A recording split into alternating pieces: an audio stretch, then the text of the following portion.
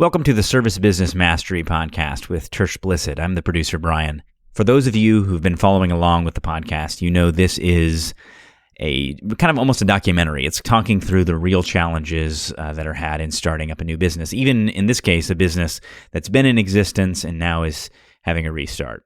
So Tersh Blissett is the host of this podcast, and this podcast includes interviews and some other things, but now we're really focusing on the starting of Icebound, which is now officially the name of this business. So it's the beginning of the year, and the business has started officially a couple days ago, and I find myself in the office what seems like 16 or 18 hours a day. The kids are out of school for Christmas vacation still. My little one, she's just turned 3. Oftentimes finds herself sitting right next to my desk while I'm working, coloring on my whiteboard, and just singing along. Horse high, like me in the sky. Go, little star. How I wonder what we are. Sometimes you just have to stop and don't forget about the reason why you're doing all the hard work you're doing. It's for those little ones. Even if I am stressing about the fact that we were supposed to hire someone a week ago, and the applications are just now starting to roll in the door. So I'm spending several hours a day on interviews.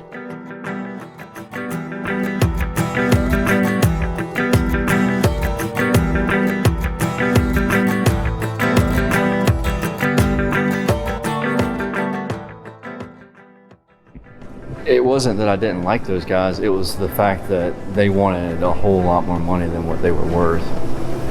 Like, because initially, whenever I put the ad out there, I was saying that I could. I was initially saying that, we would offer a premium dollar amount. Mm-hmm. But these guys, they wanted that premium dollar amount for pay, but they weren't really worth it. I mean, they were a solid $20 an hour guy, but they wanted 40.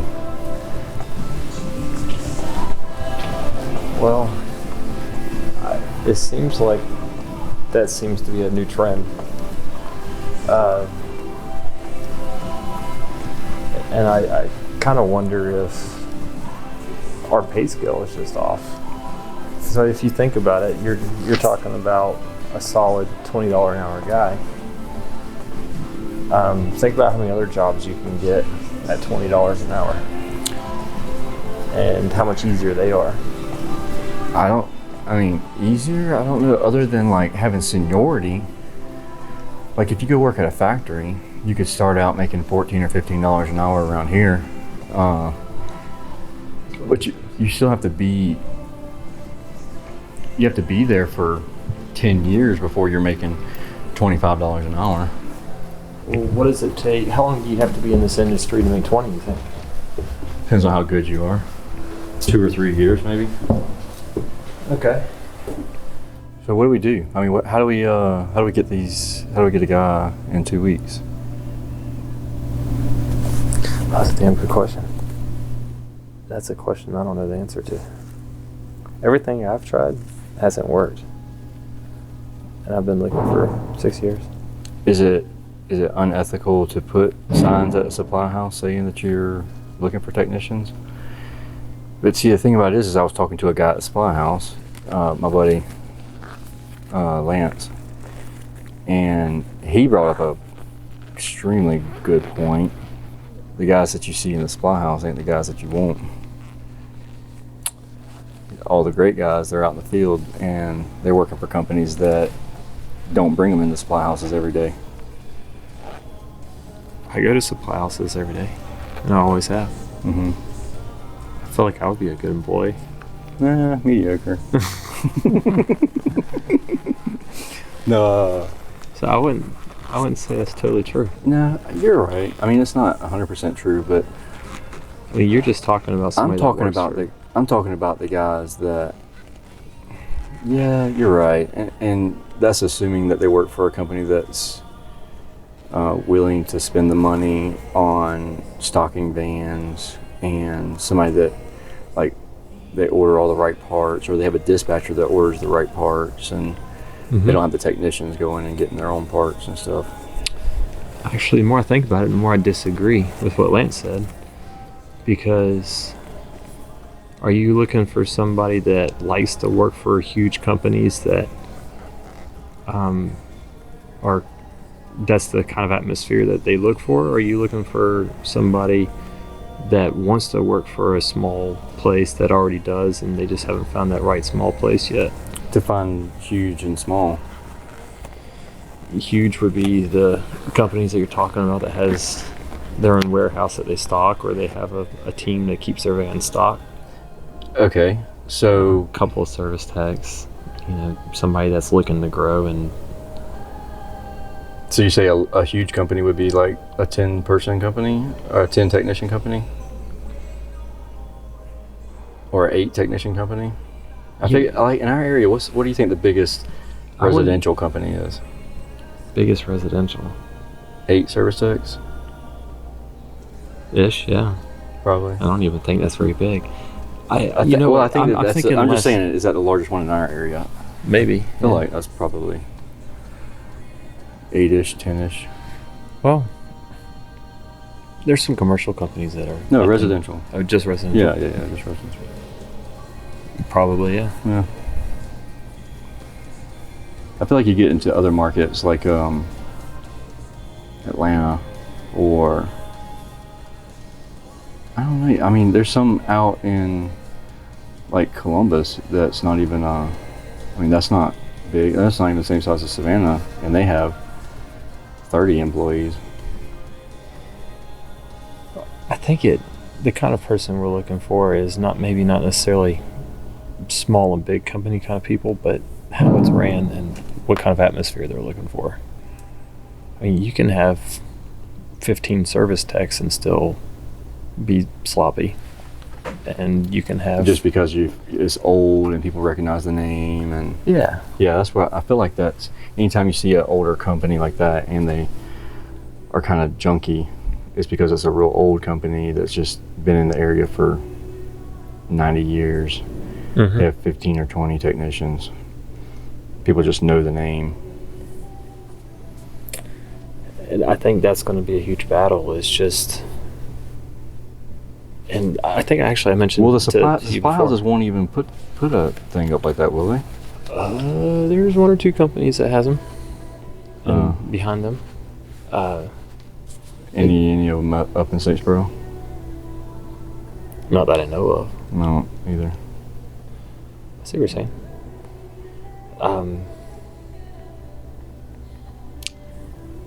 Yeah, this question I've rattled my brain for years and years, and I mean, what if we started looking outside of our industry? Like, I've done that in the past. I tried that. But With electrician. No, I'm not. I'm talking about like outside of the service industry, like a mechanic, an automotive mechanic. They're mechanically inclined. They're used to kind of like flat rates type stuff. They're used to working with their hands. They're used to being dirty. They're used to like being hot, because unless they work at the BMW or Mercedes dealership, the shop's not typically air conditioned. So they're used to being kind of warm. One of my concerns with that is just having them as a first tech. I mean, they're not gonna make money right away, and we can't afford that. We need to have somebody that can at least has a general idea of what they're supposed to be doing. Good point. I mean, what you're talking about is probably a great idea down the road, but not as a good first or second tech. Yeah, that's a good point. Okay, so with all of this, we just need to start thinking outside the box. Okay, so where would you find mechanically inclined guys that could possibly work at an air conditioning company but don't go into supply houses very often. A bar. Gotta go bar hopping. Depends on how long they've been in the industry. You want me to tell you what I see happening? What? We're gonna end up strapping on our tool belts and getting busy come January 1st. And that's what I've done time and time again, and it's... Well, see, if you have that option, it's always an option. Yes. But you can either stand fast and nobody does any work, or... No, when you don't have that as an option, you figure it out. Yes. But we're not trying to solve a puzzle. We're actually trying to find somebody that's willing to do the work and that can actually do the work. But we are trying to solve a puzzle. We don't have the pieces to the puzzle. I know. We have to make them. I got my jigsaw. My handy dandy jigsaw. Just go find us a piece of wood. Well, maybe we're not answering all the right questions. We spend all of our time figuring out what this customers want and how to solve their needs, right? And not all of our time, but yeah, I get what you're saying. Okay. But how much time are we spending on figuring out what employees want and solving their needs and marketing to them? I mean, we market to customers, but we're not marketing to employees at all. Well, what do employees want? A steady paycheck.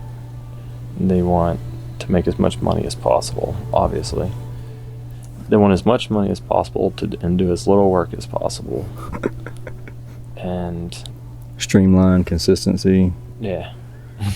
So really, you have to draw a graph.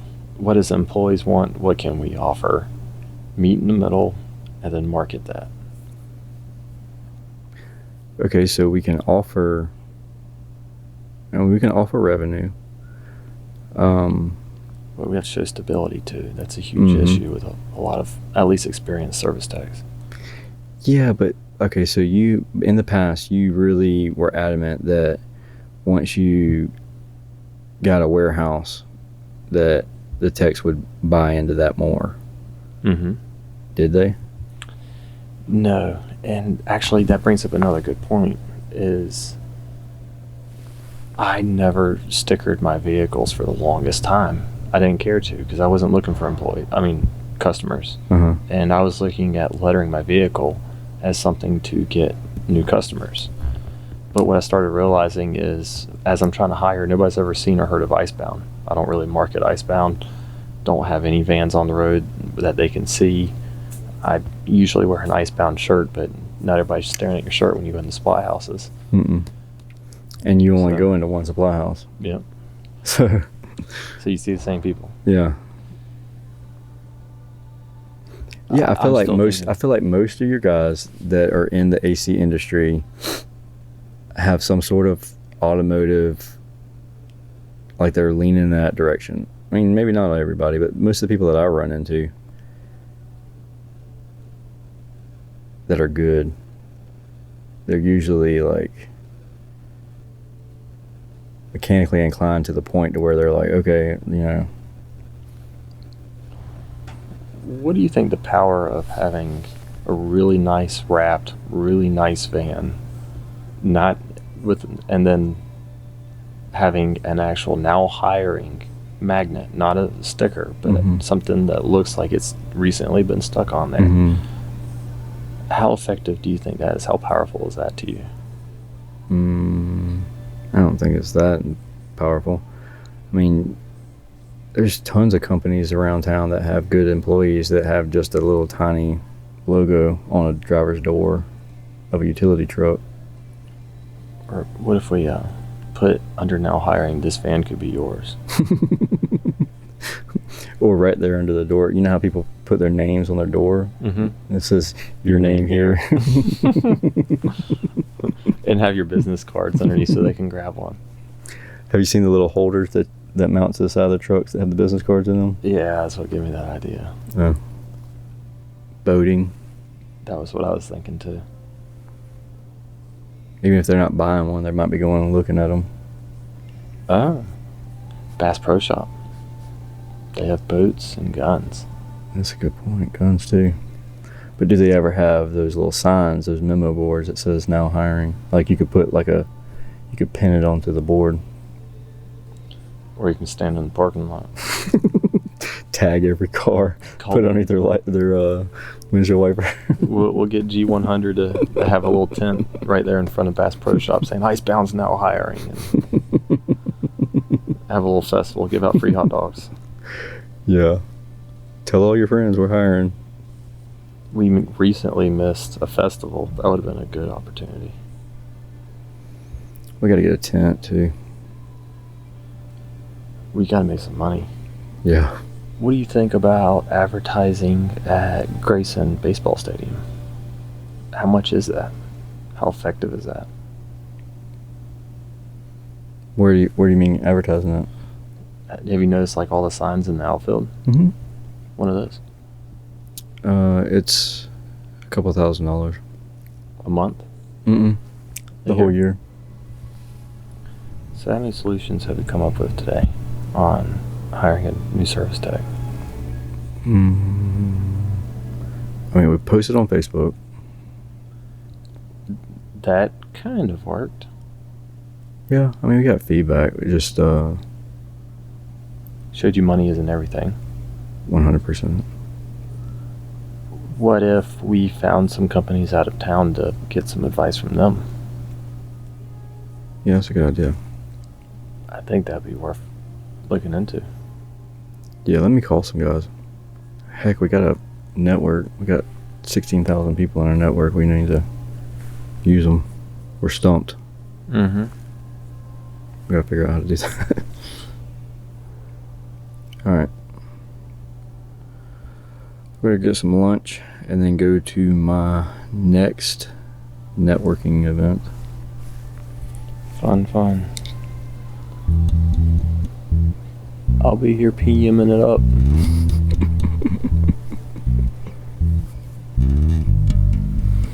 I just have another, 400 or 500 air filters I gotta replace. Seems that way.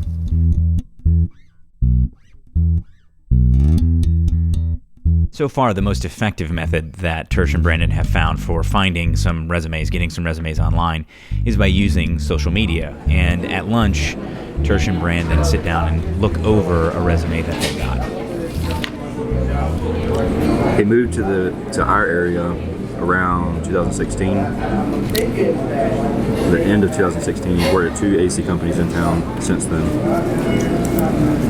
So, how do you feel when you can't find them on Facebook?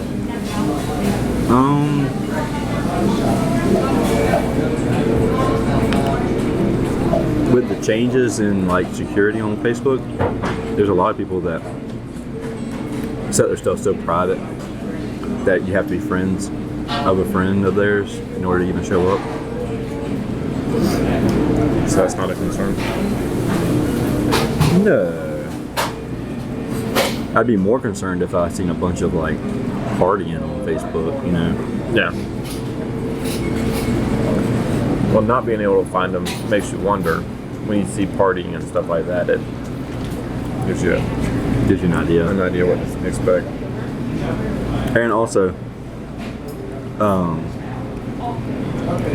if you had Facebook when it first came out, you can see a lot of like their old stuff, and then if you change the security settings after that, like you won't see any of their new stuff. The new stuff will be private to like our friends only, and then their old stuff, like all of the like when you're 21, and still people were shows that? tagging, yeah, they'll show all that stuff. That's wrong. It's funny because see, like it was something I was looking at yours or Lauren's page, and it was showing like all of your old stuff. Maybe it was before I was friends with Lauren on there. And I was looking at her page, and I could only see all of your old stuff that she tagged you in. Oh boy. Oh, I'm gonna have to find it now. But it's a prime example of something like you would never post this now on Facebook. I wouldn't think you would anyways. But it was on there and I found it. And I thought it was hilarious. It just doesn't fit into your character that you see now. Like it's more of a back in the day when you were young and goofing off type character.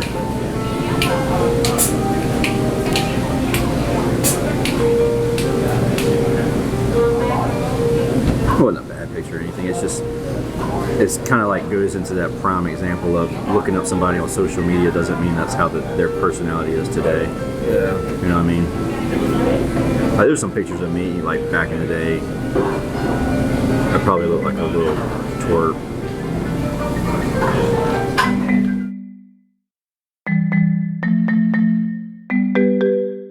Another one of the things that Tersh did initially was to ask applicants for a video resume. And that's an idea that I think still rings true with him. And so they talk a little bit about that. At least in this town, everybody is doing similar things to try to get more help. So there's no sense in just putting our name in the exact same hat and trying to pull from that pond. We're gonna have to get creative. We're gonna have to think outside the box on this one. Yeah, I'm gonna go film that video, and then because I want video resumes, like how do I handwrite something and say, hey, send me a video, you know? Well, you're the one that said it, so you're doing it. I'll hold the camera for you. I got a tripod, so I'll hold it. But like I feel like if I'm gonna ask them to send me a video resume, I need to put it on video. I agree. To send me a video resume. I agree. So I'm not a fan of camera, so we'll see how uncomfortable it is for me. Yeah, and I was wondering, I mean, if we're already having a hard time, is it getting worth somebody? Yeah. Is it worth that? making it harder? Make it hard, yeah, right. Oh yeah, I thought about it. But see, here's the thing: if you compromise your values and during a trying time, like, I know what you mean. is it a value? Yeah. Like, is it something that's really that important to you?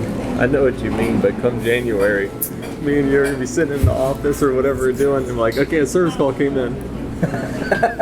So, wait. Here, put him on hold. Yeah, okay, yes, sir.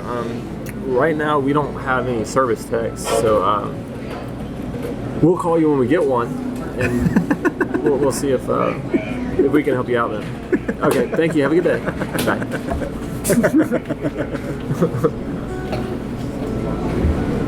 So, I know. 100%. Maybe the first Well, hey, one. maybe the first one. one. We'll bring him into the office. Okay, you're hired. Now you have to make a video. Yes. We're gonna make the video for there you. you go. All right, here's your script. We gotta at least say you did it now. Just here. I mean, I'll even turn the camera. It's looking at the wall. It's looking at the wall. Now here's your script. Just read this real fast. Okay, thank you. You made a video.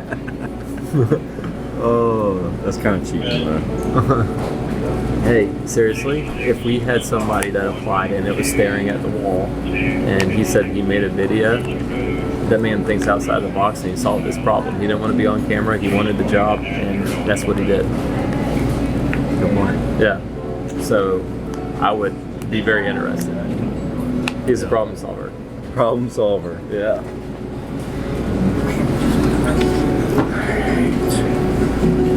We're done with that lunch. Let's go to work. Says the guy in a white shirt. Hey, I'm working.